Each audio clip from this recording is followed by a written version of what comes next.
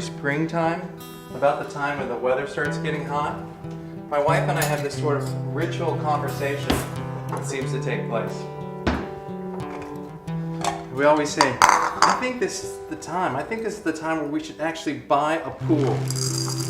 I mean, our kids are getting older. We really want our house to be a place where their friends want to hang out and be all summer.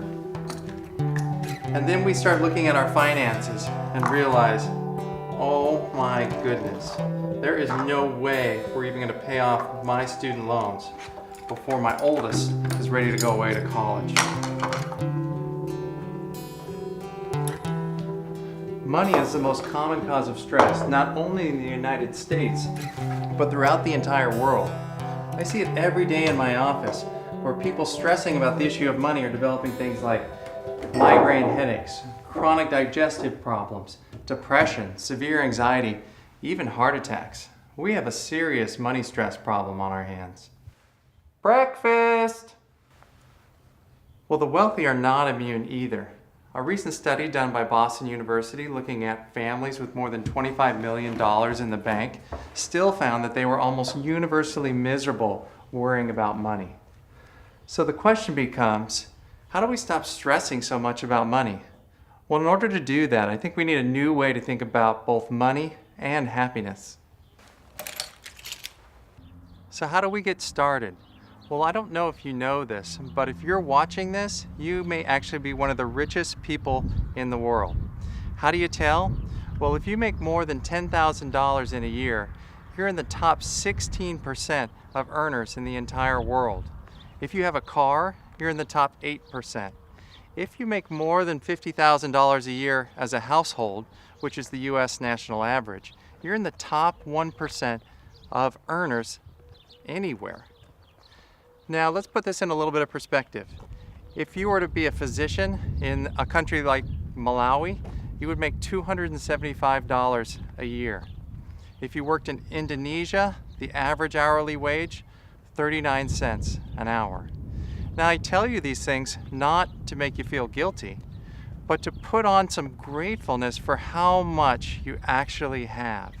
This gratefulness is an awesome starting point for getting our hearts, minds, and body in the right place. When we put on the practice of gratefulness, it has profound changes to our physiology.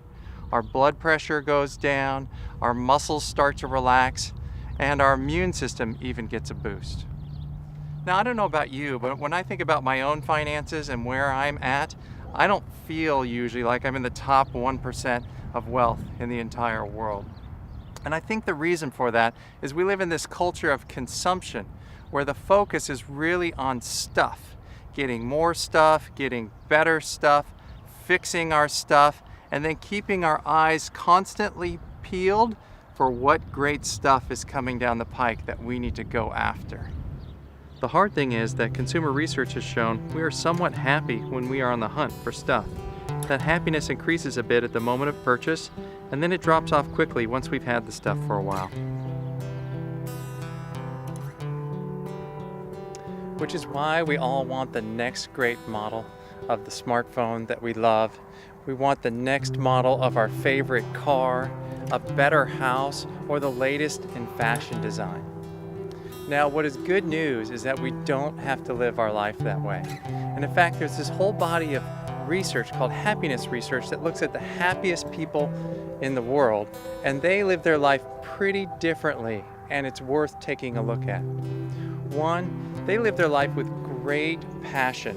Whatever they're into, they throw everything they have at it. They also live with a lot of meaning and purpose. They're constantly trying to make the world around them a better place. They do take some pleasure in their stuff, but it's a small piece of their happiness pie.